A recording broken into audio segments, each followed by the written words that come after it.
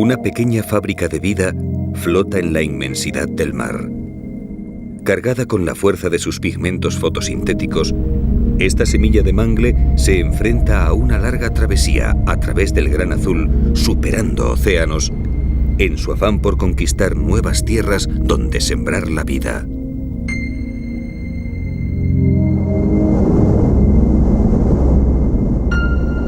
Nuestra historia comienza con esta pequeña y feraz viajera a su llegada al archipiélago cubano. Una tierra de naturaleza desconocida, eclipsada por la belleza de su mar de coral.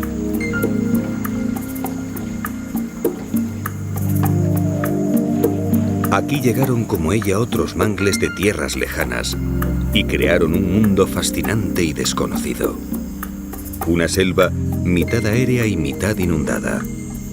Un laberinto intransitable donde se refugian incontables animales. El manglar.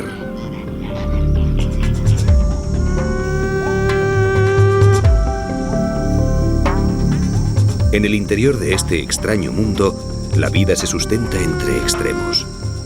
Hay excesos de sal, de humedad y de calor. Y cada día se pasa de la sequía a las inundaciones marcadas por la marea. La fauna que lo ha colonizado ha tenido que vencer incontables obstáculos, y eso la ha hecho similar al propio reino de los mangles.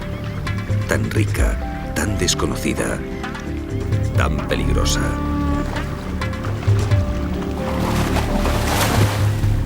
En este mundo intransitable, cada esquina esconde una sorpresa.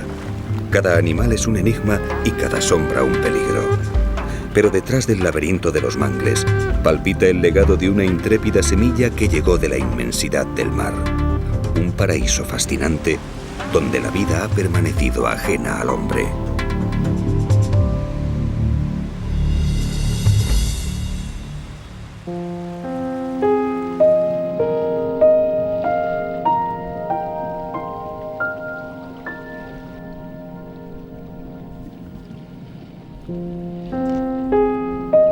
Un mundo de coral rodea el archipiélago cubano.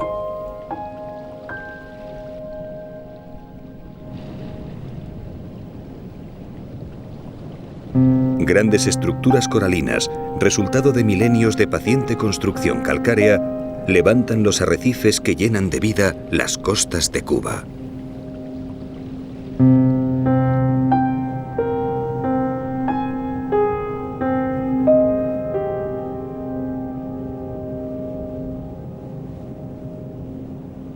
No es un mar rico en nutrientes, pero al amparo de los corales, la vida se multiplica en una explosión de biodiversidad.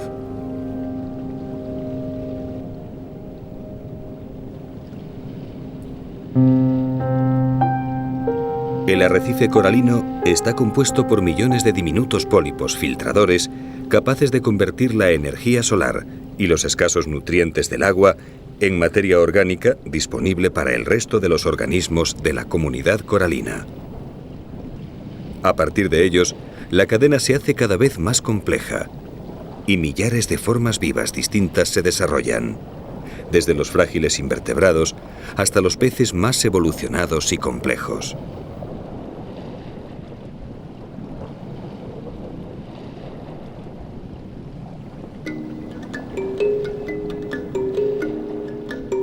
Los diminutos pólipos coralinos se asocian con algas fotosintéticas microscópicas que les permiten generar sus esqueletos externos de carbonato cálcico. Cuando los pólipos mueren, sus esqueletos permanecen y sobre ellos se asientan millones de nuevos pólipos que se superponen, dando lugar al arrecife con el paso de incontables generaciones.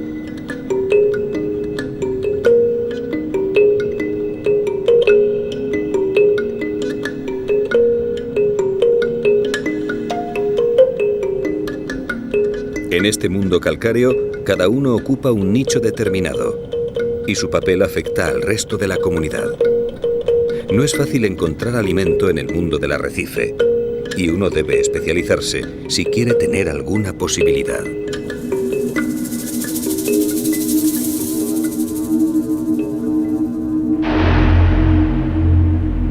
Para estos pequeños lábridos que recorren la piel de una morena, La solución implicó un riesgo evidente, pero consiguieron su puesto, haciéndose limpiadores de otros peces. A pesar de su pequeño tamaño, los lábridos no temen a ningún pez del arrecife.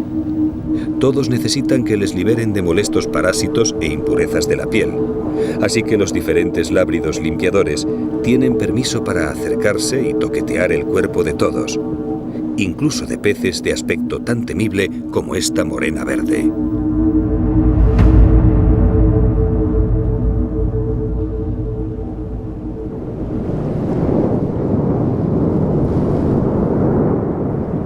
Las gigantescas estructuras de coral que forman la barrera de arrecifes tienen además una función protectora de extraordinario valor para la vida.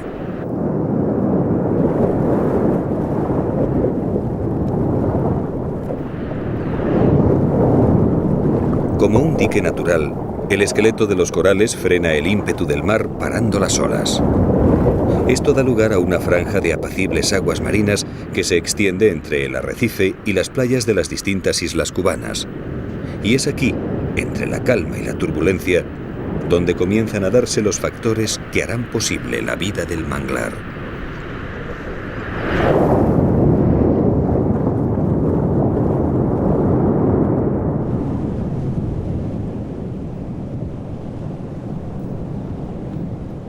Hacia el interior de la barrera, el arrecife es un mundo de paz permanente.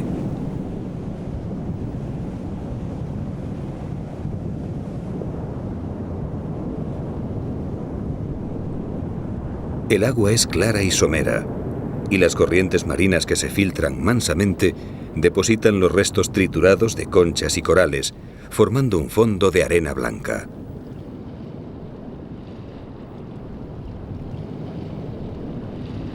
Con buena visibilidad y fondos despejados, muchos de los habitantes de esta franja optan por el camuflaje que les confunda con la arena para ocultarse de los predadores y pasar desapercibidos ante las posibles presas.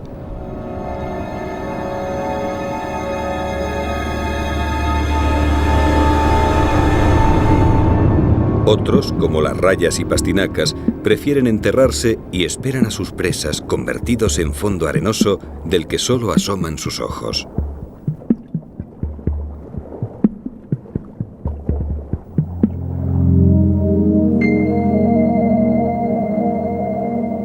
Según nos acercamos a la costa, llegamos al destino de nuestra semilla viajera, la Isla Grande de Cuba.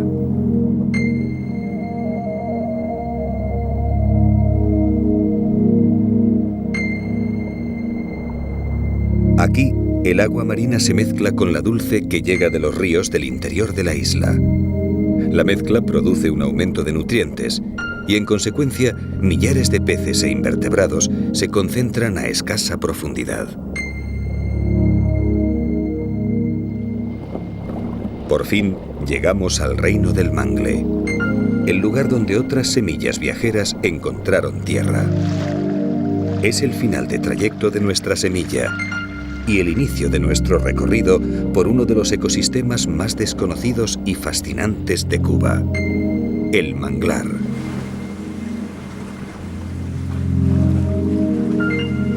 A pesar de su naturaleza costera, el sustrato de los mangles nace en el interior insular.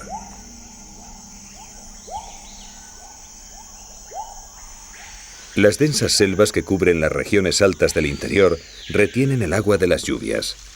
El agua se filtra poco a poco por el suelo laterítico del bosque y forma ríos que descienden creciendo hasta llegar al mar.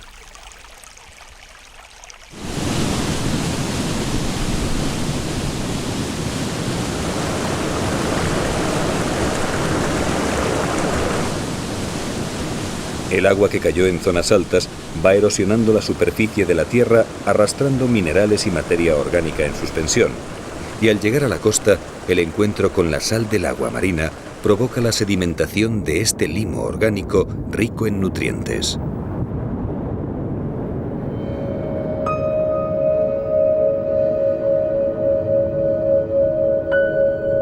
Es un mundo extraño y siniestro.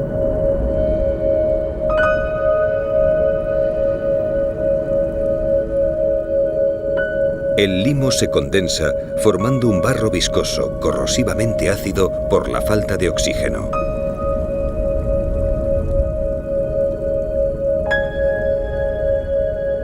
Extrañas formas surgen de la penumbra acuática.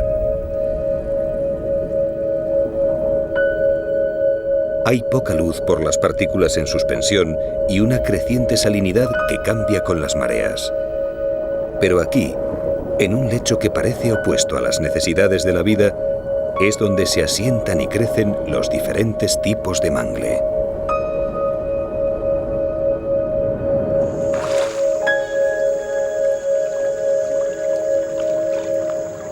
Para sujetarse a este lecho venenoso, los manglares han desarrollado unas raíces especiales.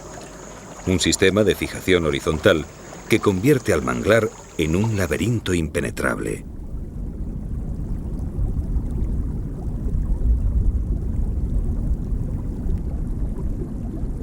Estas raíces extraordinarias consiguen extraer los nutrientes de la capa superficial del fango, mientras su complejo entramado afianza los limos que llegan del interior, evitando que las mareas se los lleven mar adentro.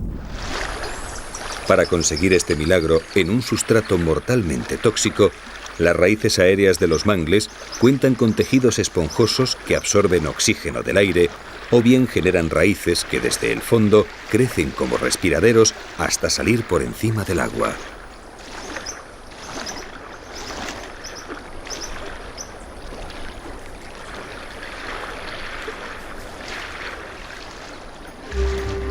El resultado es que cualquier semilla insertada en estos fangos asfixiantes germina con rapidez, y el manglar crece de forma imparable, arrebatando progresivamente terrenos al mar.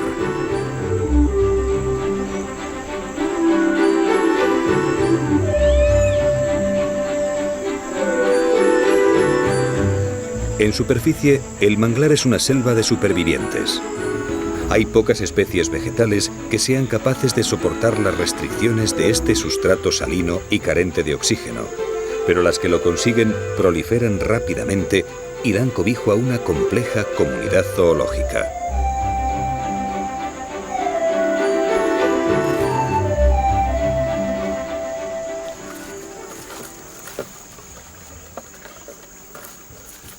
Para las jutías, las copas de los mangles son una despensa inagotable. En Cuba existen 10 especies distintas, y entre ellas es esta, la jutía cubana de Desmarest, o jutía conga, la de mayor tamaño.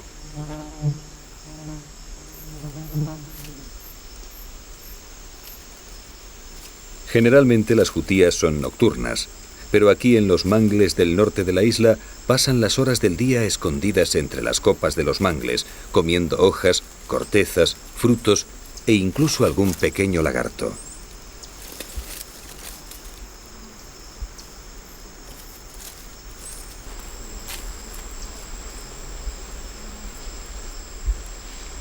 Como cualquier habitante del manglar, las jutías se mantienen permanentemente en guardia.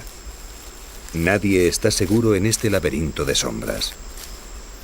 Cerca del suelo, el agua esconde temibles cocodrilos, y entre las ramas y raíces del laberinto de mangle hay boas que comen jutías, así que el mínimo movimiento cercano a las copas las hace ponerse en guardia y huir en busca de refugio.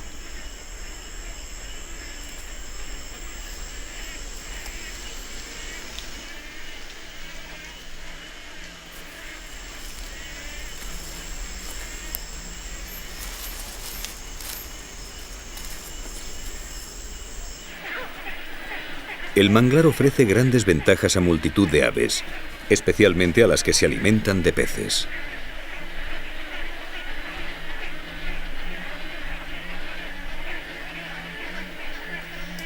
En un mundo rodeado de agua, los mangles ofrecen unas atalayas donde poder nidificar sin temer a los grandes predadores terrestres. Y por todas partes hay peces, invertebrados y pequeños reptiles con los que alimentar a los pollos. Así que al llegar la temporada de cría, los mangles se adornan con infinidad de nidos.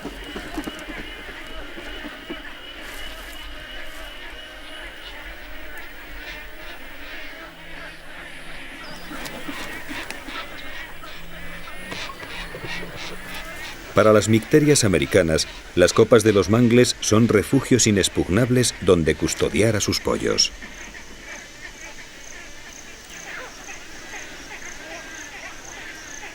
Aquí no tienen predadores y hay alimento permanentemente, de forma que en cada puesta pueden sacar adelante a más pollos que en las colonias de cría continentales.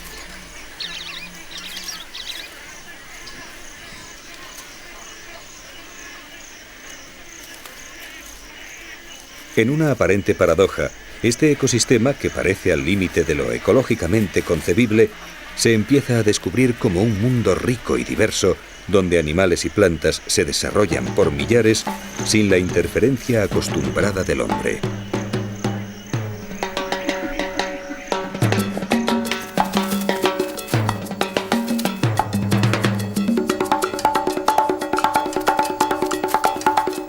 Este es un mundo intermedio surgido de las aguas del mar y de los ríos interiores. Un mundo híbrido que exige adaptaciones osmóticas importantes, pero en compensación ofrece cobijo y alimento casi inagotables. La mezcla de aguas dulces cargadas de nuevos nutrientes y las saladas que precipitan los sedimentos favorece el incremento de invertebrados y peces. Y esto convierte las austeras marismas y ensenadas del manglar en un lugar de cita para millares de aves acuáticas que acuden a diario a darse un festín.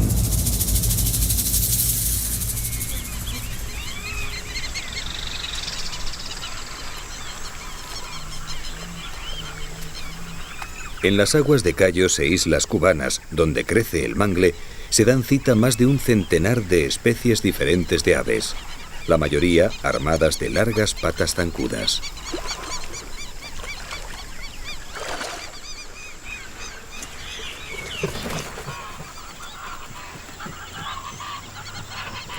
Cada especie tiene su pico especializado en la captura de un determinado tipo de presas, con lo que la competencia entre ellas se minimiza.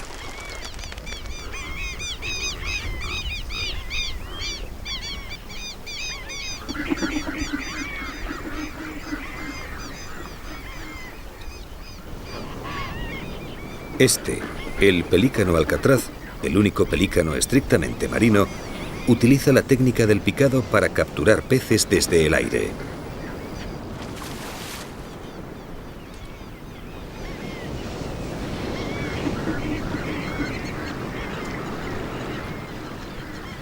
Otros son mucho más sofisticados y cuentan con picos prodigiosos, resultado de millones de años de adaptaciones enfocadas a filtrar el agua.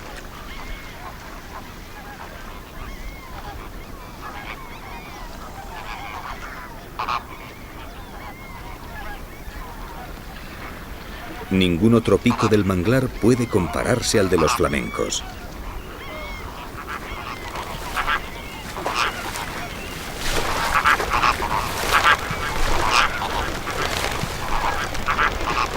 Atraídos por los crustáceos microscópicos que proliferan en las aguas salobres, miles de ellos acuden a los manglares.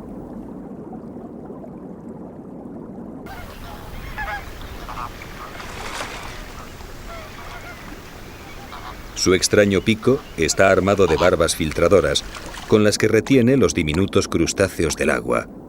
Y sus patas zancudas y palmeadas les permiten andar fácilmente sobre el limo viscoso del fondo.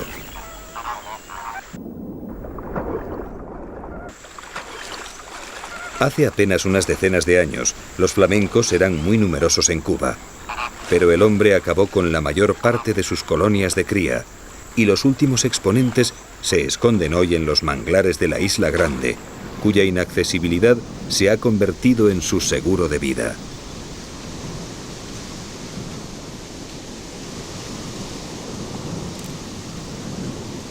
Al atardecer, grandes bandos de aves mueven la quietud reinante en la periferia de los manglares.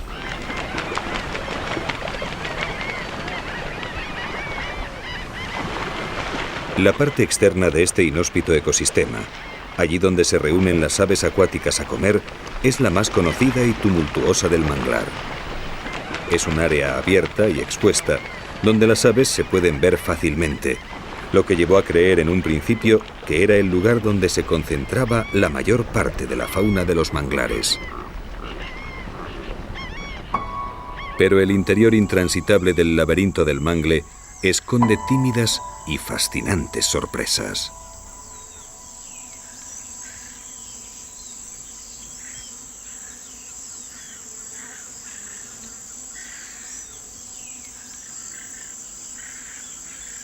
Cuba, como el resto de las Antillas, es un territorio dominado por los lagartos. Entre las raíces aéreas, los tallos y las copas del manglar, millares de ellos se reparten el territorio marcándolo y defendiéndolo con señales propias de cada especie.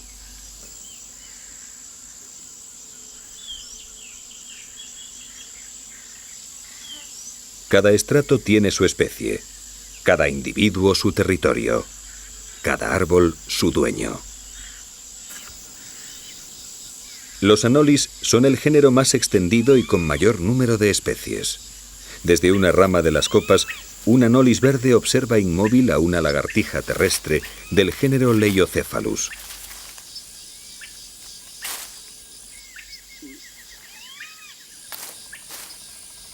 La mayoría de las especies son miméticas con el estrato que ocupan. El camuflaje es imprescindible para su supervivencia. Los que viven en ramas y troncos son de tonos pardos.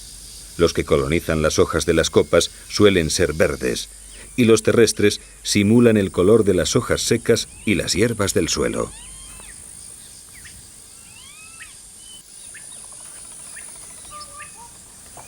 En el manglar, solo el movimiento de sus cortejos o la piel de alguna muda persistente los hace detectables. Y los lagartos tienen buenas razones para ello.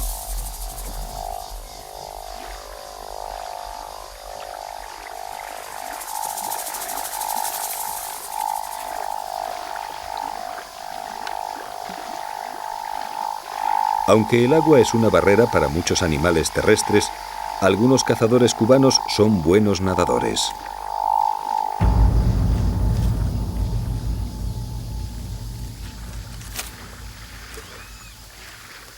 De las 26 especies de serpientes que viven en Cuba, ninguna es venenosa.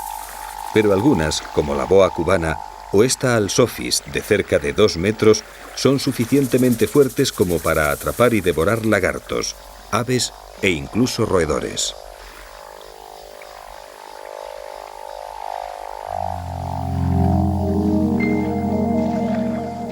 El éxito colonizador de los manglares se debe por igual a sus extraordinarias adaptaciones para crecer en un medio salobre y ácido, como a su extraordinario método de reproducción.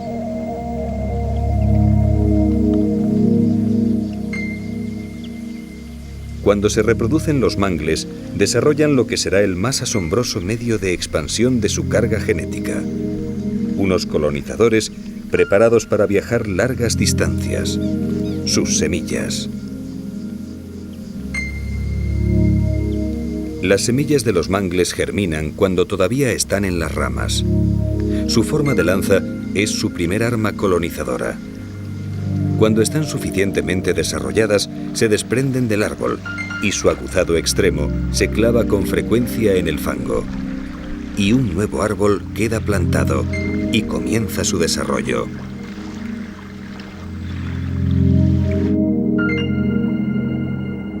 Del extremo inferior surgirán ahora raicillas y del superior el tallo y las hojas. Poco a poco, estos nuevos vástagos crecen y el manglar gana paulatinamente terreno al mar.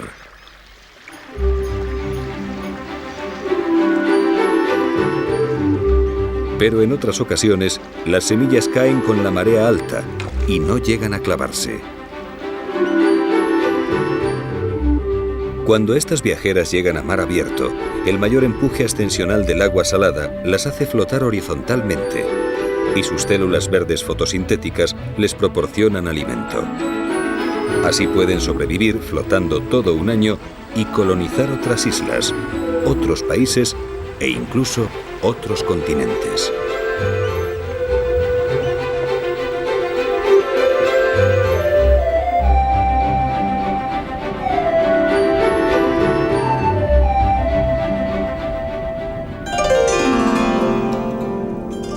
A pesar de las concentraciones de aves de sus estuarios y de la vida escondida en el interior de sus frondas, el lugar donde el manglar manifiesta su mayor riqueza biológica es en el claroscuro mundo de sus raíces sumergidas.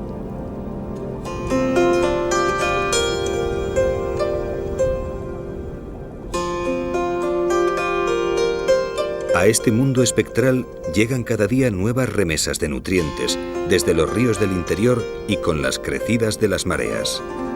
Es una renovación permanente de recursos en el laberinto tenebroso de fangos ácidos y salinidad variable, de forma que los animales que han conseguido adaptarse a las condiciones físicas proliferan por millares.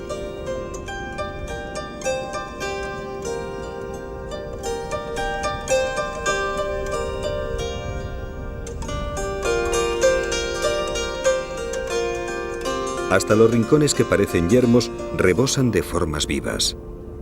Los organismos filtradores, como las ascidias, anémonas, esponjas y moluscos, se adhieren a las raíces lisas y las cubren dándoles un aspecto barroco.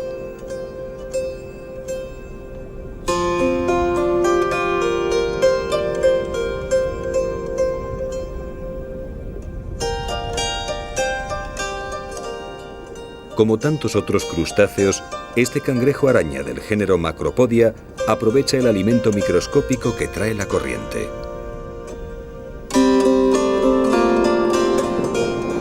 Como él, millares de pequeños alevines se dan un festín.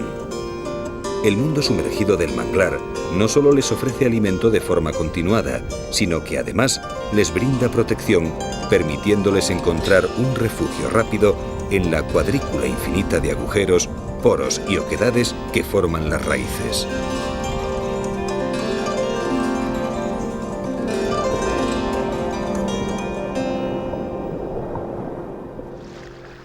Muchos de los canales del manglar parecen tener el fondo cubierto de algas extrañas y frondosas.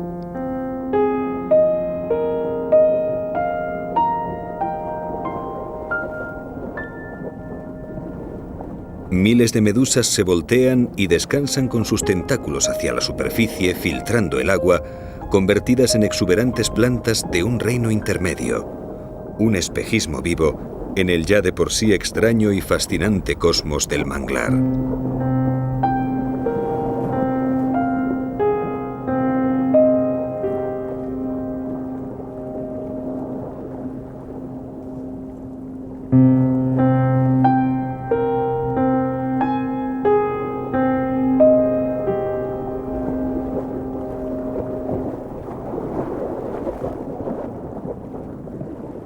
Aquí abajo, las formas no siguen los patrones habituales.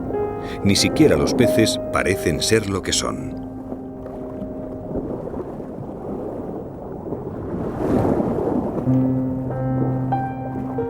Para el pez murciélago, el lodo y las raíces son su mundo. Mimético con el fondo, apenas necesita nadar y anda con sus aletas transformadas, simulando un ser anfibio propio de la mente de Lovecraft.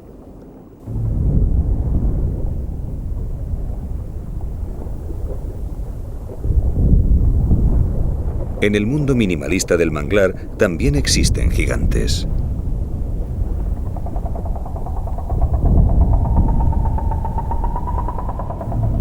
Con tallas de hasta 4,5 metros y pesos de casi 600 kilos, los manatíes son los mayores mamíferos del manglar.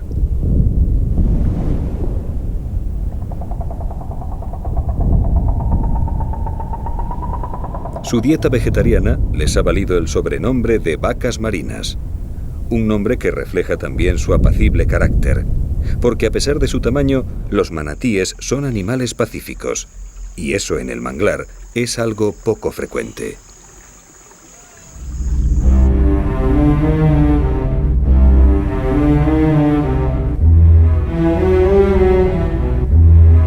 El mundo de los mangles cubanos también tiene sus demonios. Este es un cocodrilo cubano, un superviviente acorazado de la prehistoria, un endemismo de aguas cubanas y el cazador más implacable del manglar.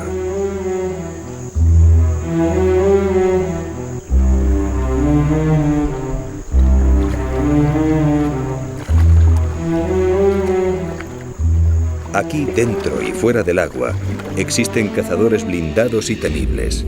Y no solo cocodrilos, porque bajo el agua, los manglares de Cuba esconden un pez del que se dice tiene boca, piel y alma de cocodrilo.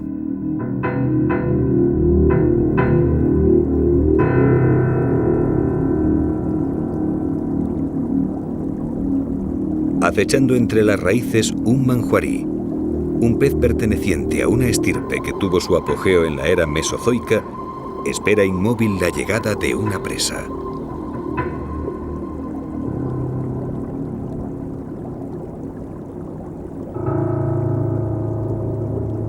Su larga boca dentada, sus aletas primitivas y su cuerpo acorazado le hacen un predador temible. Tanto que al manjuarí o pez lagarto, como también se le llama, le temen incluso los cocodrilos de corta edad.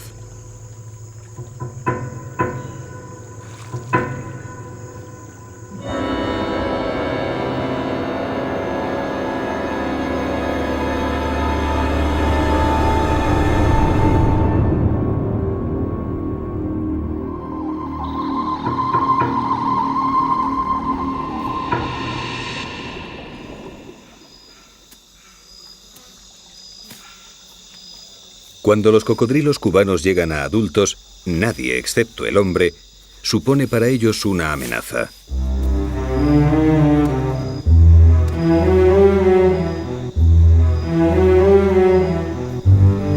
En sus dominios, el resto de los seres vivos son sus presas. Peces, anfibios y reptiles, aves y mamíferos. El cocodrilo cubano no hace distinciones. Es un experto cazador y cada movimiento supone para él una invitación a la caza.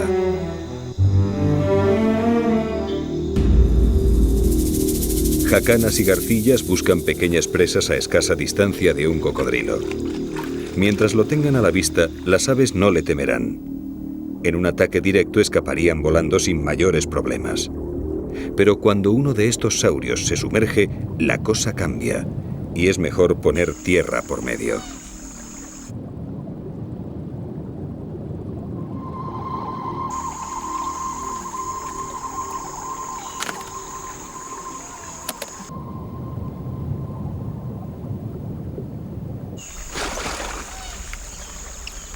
Hoy los cocodrilos cubanos solo se encuentran en dos pequeñas localizaciones: la Ciénaga de Zapata, al sudoeste de la Isla Grande, y la Ciénaga Lanier en la Isla de la Juventud. Y esto los convierte en los cocodrilos de distribución más restringida del planeta.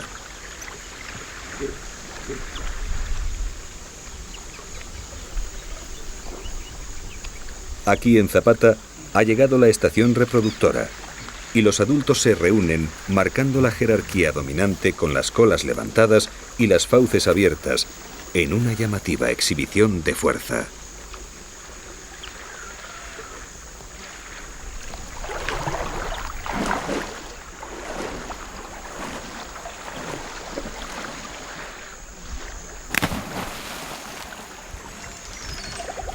Estas exhibiciones decidirán el orden y el derecho de apareamiento, y ninguno de los machos cede fácilmente.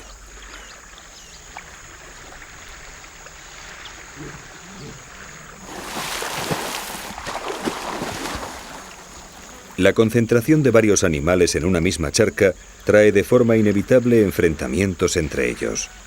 Las posturas amenazantes del apareamiento no suelen llegar a mayores. Pero si alguno de los cocodrilos consigue capturar una presa, la tensión de los cortejos se suma a la agresividad predadora de los saurios, y esto desencadena una guerra entre dragones.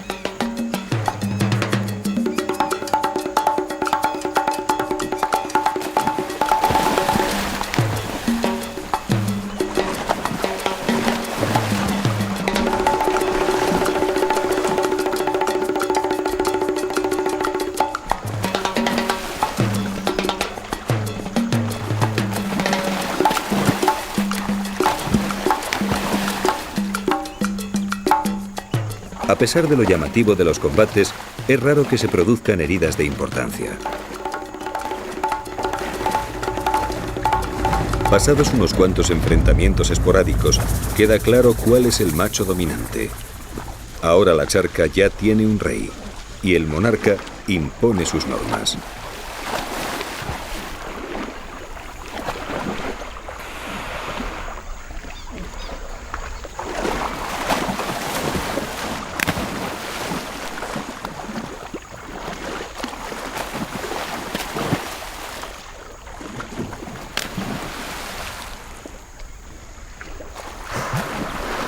Después de los combates, el macho vencedor se junta con una hembra receptiva.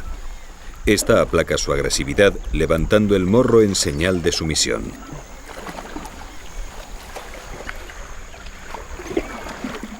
Hasta que consiga calmarlo, el macho excitado puede llegar a atacarla.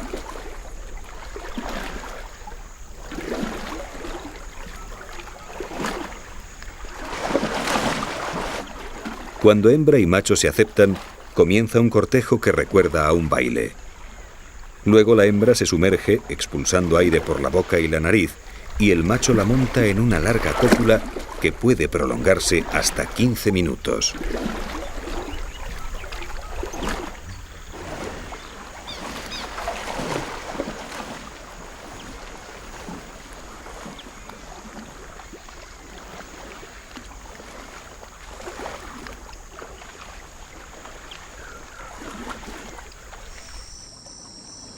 Para los animales terrestres, la vida en el manglar cubano no es fácil, y menos aún cuando no puedes volar y has traído al mundo una camada de pequeños e inexpertos roedores.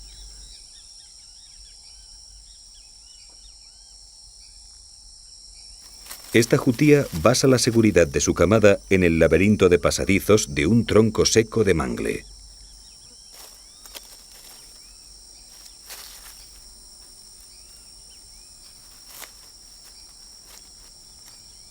Incluso cuando amamanta a su camada, puede permanecer alerta gracias a la disposición lateral de sus pezones. En el manglar, bajar la guardia un instante puede suponer la muerte. Y aunque aquí no pueden alcanzarles los cocodrilos, sus peores enemigos, las jutías tienen más predadores. Y la boa cubana, o majá de Santa María, es uno de los más temibles.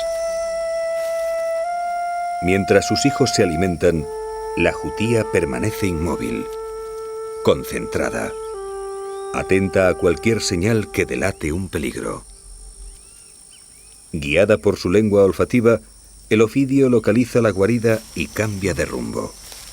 Sabe que si sorprende a la camada, podrá atrapar con facilidad a los pequeños. Pero por suerte, mamá jutía cuenta con un excelente oído, y desde el agujero de la madriguera le llega el suave roce del paso de la serpiente. Sin exponerse a perder innecesariamente el refugio, la jutía espera por si el cazador pasa de largo.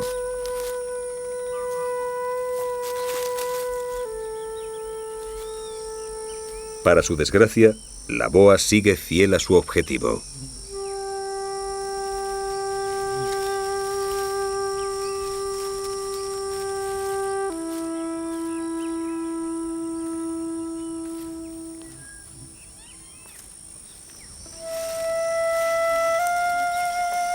Con un cuerpo deformable, los agujeros del tronco no suponen una barrera para la serpiente.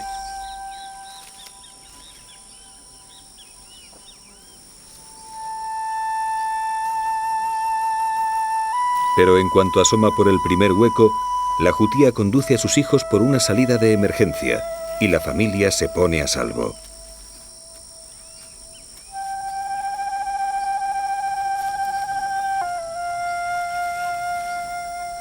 Poco después, cuando la boa llega a la guarida, solo queda el rastro almizclado del temor y los nervios de los roedores.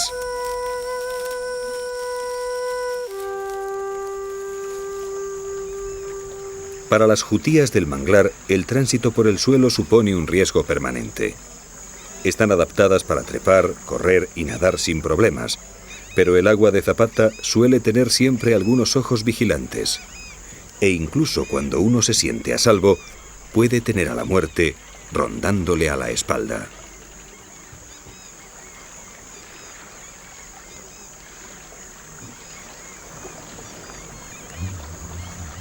Agotada, después de cruzar a nado una charca, Esta jutía descansa en un tronco celebrando haber sorteado todos los peligros del agua. De la charca le llegan los sonidos de sus peores enemigos, pero en tierra ella es más rápida y parece confiarse mientras recupera el aliento. Cada vez que da la espalda al agua, los dragones se ponen en guardia y la muerte le gana distancia en silencio.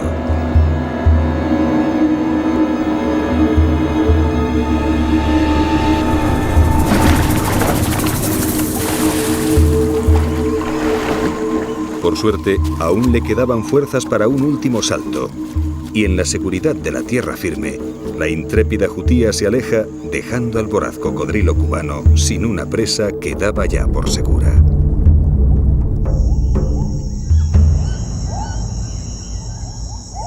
En el interior insular, allí donde la selva de mangle parece más impenetrable, se abren en la roca profundas cavernas que comunican con el mar.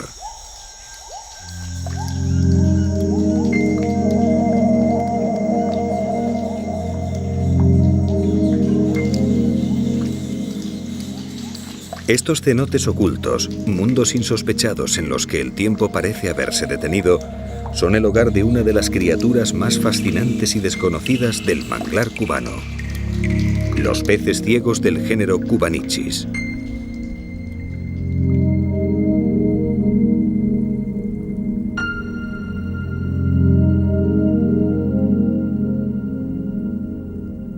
Apenas se sabe nada de ellos.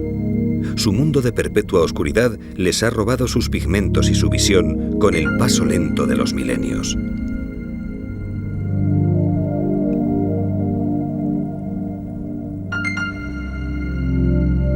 Ahora son sombras blancas en un universo negro, reliquias de un ancestro marino y nocturno que, dotado de riñones, pudo vencer los cambios osmóticos de un agua cada vez más dulce y se aventuró a explorar estas cavernas inundadas.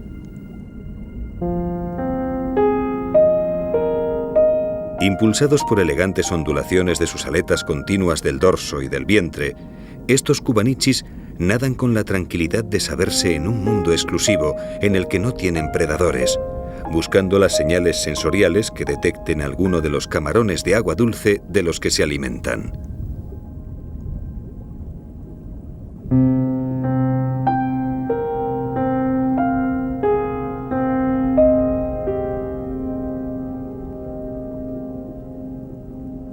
En la actualidad se conocen 4 especies de peces ciegos cubanos, pero la ciencia aún no los ha estudiado en profundidad.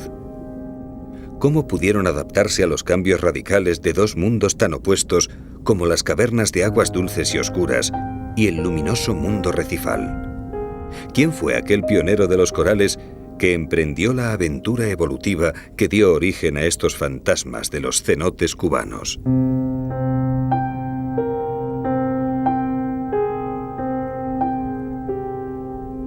Como tantas otras preguntas, las respuestas aún permanecen ocultas, escondidas en el laberinto desconocido del impenetrable manglar.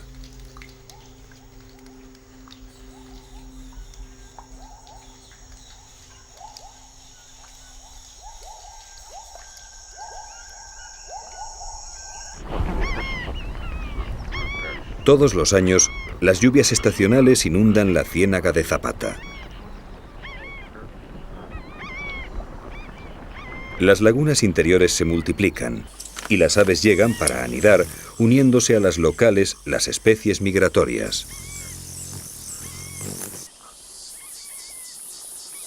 Esta es una época de abundancia y el manglar parece cobrar movimiento por el trasiego de las distintas especies en busca de alimento. Zunzunes y oropéndolas vuelan entre las flores en busca de néctar e insectos, mientras en las áreas abiertas de reciente inundación se produce una explosión de vida.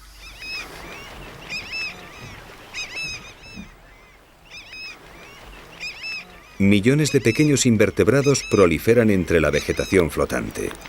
Las larvas atraen a los peces, y estos a garcillas, garcetas, cormoranes y cigüeñas.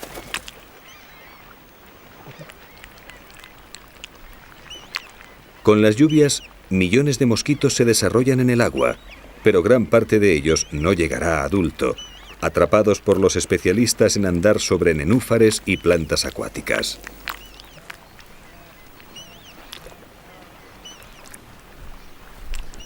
Los largos dedos de las jacanas les permiten llegar allí donde haya alguna planta flotante. Ligeras y precisas, levantan la vegetación y atrapan a los invertebrados que se esconden bajo ella.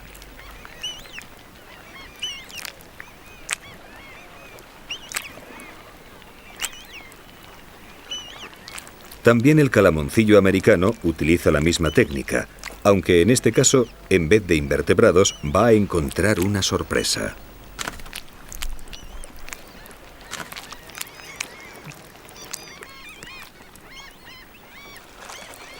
Con el aumento de peces disponibles, los cormoranes orejudos se preparan para criar. Estos cormoranes suelen ser migratorios, pero la subespecie Floridanus, que habita el sur de Florida y el archipiélago cubano, se ha hecho sedentaria, tal vez por la constante abundancia que ofrecen los manglares.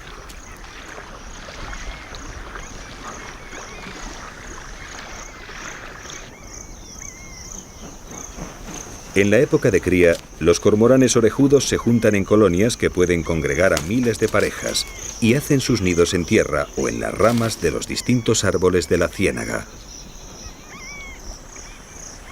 La elección de las parejas y la concentración de cormoranes en las áreas elegidas para construir los nidos acarrean algunas riñas entre vecinos que no pasan de un alborotado aleteo y unos cuantos gritos.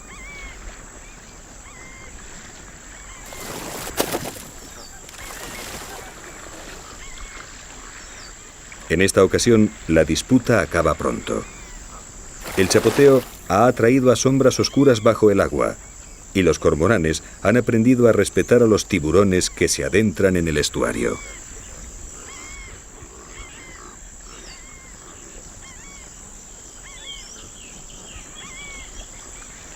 Una sombra aún mayor aparece en las aguas claras.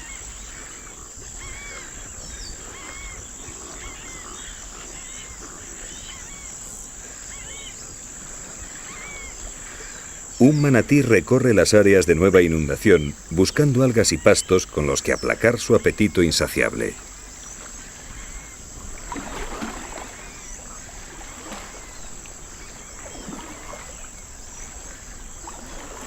Impulsado por sus extremidades posteriores, transformadas en una aleta ancha y plana, el manatí avanza escoltado por un permanente ejército de peces que se alimentan con el limo que levanta el mamífero y las algas y parásitos que cubren su cuerpo.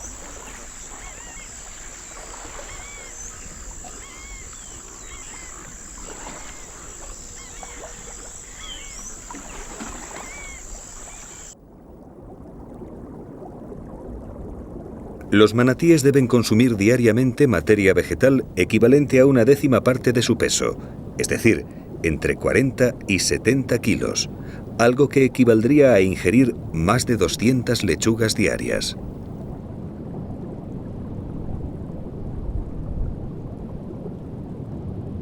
Su incesante actividad alimentaria es buena para el manglar, porque mantiene abiertos los canales que de otra forma se colmatarían de vegetación en pocos meses.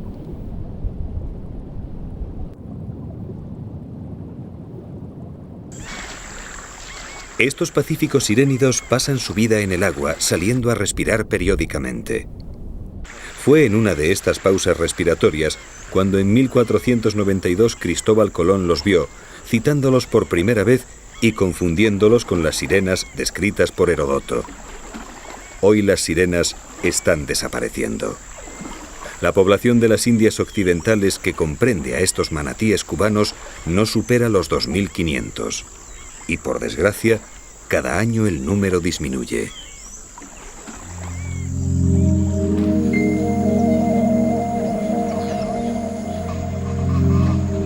El mundo del manglar cubano es aún un lugar desconocido que esconde tesoros y descubrimientos biológicos que sorprenderán al mundo.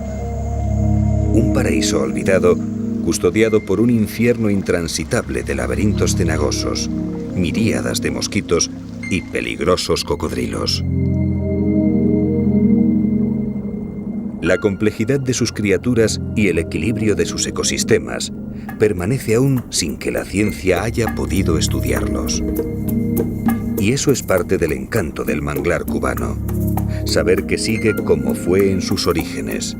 Impenetrable, solitario, virgen. Es un mundo tan complejo que apenas sabemos nada de él. Y sin embargo, toda su fuerza y complejidad, toda su biodiversidad y su riqueza, se deben a unas diminutas e intrépidas viajeras que aún hoy, fieles a su espíritu, siguen emprendiendo anónimos viajes y recorren el mar, sembrando paraísos.